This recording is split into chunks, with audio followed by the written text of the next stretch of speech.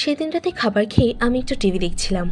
অঞ্জনের ঘরে উকি দিয়ে দেখলাম ও ল্যাপটপে কাজ করছে। তাই ওকে ডিস্টার্ব না করে একটা চুমু খেয়ে আমি ডাইনিং রুমে চলে আসলাম। আর মোবাইল নিয়ে ঘাঁটতে ঘাঁটতে মনে মনে আমাদের পুরোনো দিনগুলোর কথা ভাবছিলাম। কিভাবে আমি আমার ছোট ভাইয়ের সাথে এরকম একটা প্রেমের সম্পর্কে জড়িয়ে পড়লাম। এই সম্পর্কটা শুধু চাওয়া পায়ে জড়িয়ে নেই, আছে নিঃস্বার্থ ভালোবাসায়। আমার এখনও মনে আছে, আমি তখন কলেজে ফাইনাল ইয়ারে পড়ি, আর ও জাস্ট মাধ্যমিক দিয়েছে। সেই সময় আমার একটা বয়ফ্রেন্ড ছিল, যদিও তার সাথে আমার কিছুই হয়নি, কিন্তু তবু হঠাৎই ব্রেকআপ হয়ে যায়। আমার বড্ড কষ্ট হচ্ছিল। একদিন আমার রুমে হঠাৎ ছোট ভাই দেখতে পেল আমি কাঁদছি। ও তখন ভয় পেয়ে আমাকে জিজ্ঞাসা করলো, কি হয়েছে, ঠিক আছিস? আমি বললাম কিছু না, তুমি ঘুমিয়ে পড়। কিন্তু বারবার জোর করায় ওকে সব খুলে বললাম। ও আমায় বলল, কিছু হবে না দিদি, তুই দেখিস সব ঠিক হয়ে যাবে। তারপর বলল, দিদি এদিকে আয়, তোর মাথায় হাত বুলিয়ে ঘুম পাড়িয়ে দিচ্ছি। আমি বারণ করলাম, কিন্তু কে শোনে কার কথা। ও তাও আমার মাথাটা কোলে নিয়ে খুব মন দিয়ে ম্যাসাজ করে দিতে লাগলো। আমি মনে মনে ভাবছিলাম, সত্যি ভাইটা আমার বড্ড ভালো মনের মানুষ। আমি ওকে মজা করে বললাম, তুই এত কেয়ার করিস, দেখিস অনেক ভালো একটা গার্লফ্রেন্ড পাবি, যে তোকে অনেক ভালোবাসবে। অঞ্জন বলল, হুম। আমি ওর দিকে তাকিয়ে দেখলাম ওর মুখটা কেমন জানি হয়ে গেছে। আমি কিছুই বুঝলাম না, তাই ওকে বললাম, যা, অনেক রাত হয়েছে, ঘুমিয়ে পড়। এরপর আমার কথা মতো ও চলে গেল। পরের দিন সকালে ব্রেকফাস্ট করার পর আমার রুমে এসে আমাকে জিজ্ঞাসা করলো, দিদি তুই কি ওর জন্য কষ্ট পাচ্ছিস? আমি বললাম, তাই একটু পাচ্ছি, তবে ভালোই হয়েছে, বেশ কিছু হারাবার আগেই সম্পর্ক শেষ হয়ে গেছে। তারপর ওর সাথে অনেকক্ষণ গল্প করলাম। ওকে বললাম, বিকেলে শপিংয়ে যাবি? সে তো তখন আনন্দ সহকারে বলল, যেতে পারি, যদি তুই ট্রিট দিস। আমি হেসে বললাম, এই ছেলেটা এত খায়, তাও দেখো একটুও মোটা হয় না। ও আমার কথা শুনে আমাকে ভেঙাতে লাগলো। আমি তখন মনে মনে ভাবলাম, পাগল একটা। সো প্ল্যান মতো আমরা সন্ধ্যার দিকে বের হলাম। আমি দুটো টপ নিলাম আর একটা জিন্স, আর ওর জন্য টি শার্টার কিছু জিনিস পছন্দ করতে বললাম। ও বলতেই পছন্দ করে নিল। এরপর আমি নিজের পছন্দ মতো দুটো চয়েস করলাম। বাড়ি এসে রাতের খাবার পর ও আমার রুমে আসলো এবং একটা প্যাকেট এগিয়ে দিল। খুলে দেখলাম একটা খুব সুন্দর চুড়ি আছে ভেতরে। আমি অবাক হয়ে জিজ্ঞাসা করলাম, এটা কি, কখন কিনলি তুই? আমাকে বলল, তুমি পড়লে আমি অনেক খুশি হব। আমি অবাক হলেও মনে মনে বেশ খুশি হলাম। এই বেশ কিছুদিন পর একদিন আমার খুব জ্বর আসলো। রাতে অনেক কষ্ট হচ্ছিল, তাই বাধ্য হয়ে আমি ওকে বললাম, ভাই যদি জেগে থাকিস তো আমার রুমে এসে একটু জল দিয়ে যা প্লিজ। একটু পরে ও আমার রুমে এসে আমার অবস্থা দেখে ভয় পেয়ে গেল। তারপর সারা রাত আমার মাথায় জলপট্টি দিয়ে দিল। আমি ভোরের থেকে ঘুম ভেঙে দেখলাম বেচারা আমার পায়ের কাছে বসে ঘুমিয়ে পড়েছে। ওকে দেখে আমার মনটা কেঁদে উঠল। মনে মনে ভাবলাম, বেচারা সারা রাত আমার জন্য এইভাবে জেগেছিল, তাই ওকে খাটে শুয়ে দিয়ে ওর গায়ে একটা চাদর দিয়ে দিলাম। আমার জ্বর তখন একটু কমে এসেছে। তারপর সকালে উঠে সারাদিন আমার খোঁজখবর নিতে থাকলো। ও এমনিতে আমার কেয়ার করতো আগে থেকেই, বাট এবার যেন একটু বেশি মনে হচ্ছিল ব্যাপারগুলো, যেন একটা পজিটিভ ব্যাপার ছিল ওর মধ্যে। যাই হোক, আমি কিছু বললাম না, ভাবলাম হয়তো আমাকে নিয়ে বেশি চিন্তা করছে।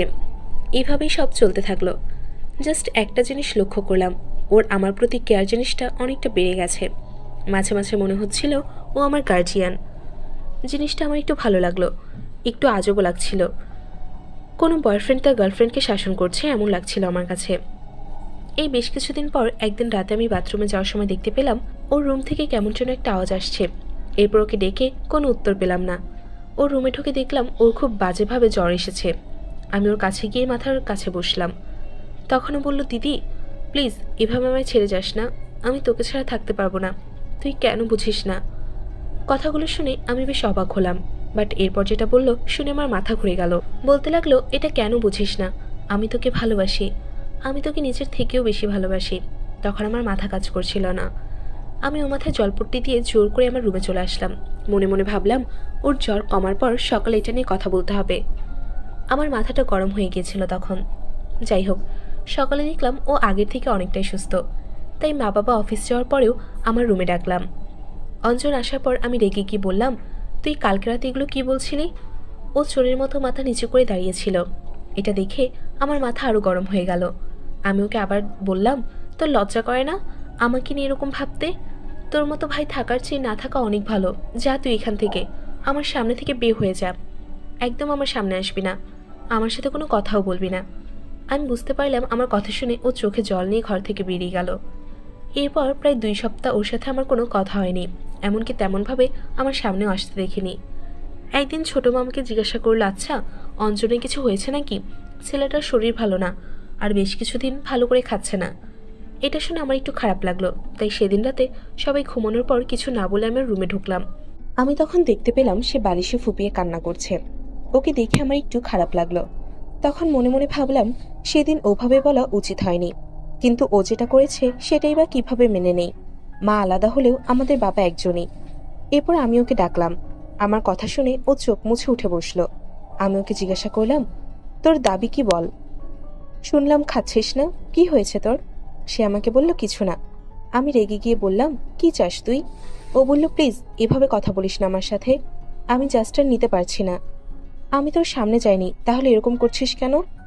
নাকি তোর আমাকে সহ্য হচ্ছে না? আমি মরে গেলে কি তুই হ্যাপি থাকবি? ওর কাছ থেকে আমি এ ধরনের কথাবার্তা আশা করিনি, তাই ওর কথা শুনে আমার খুব খারাপ লাগলো।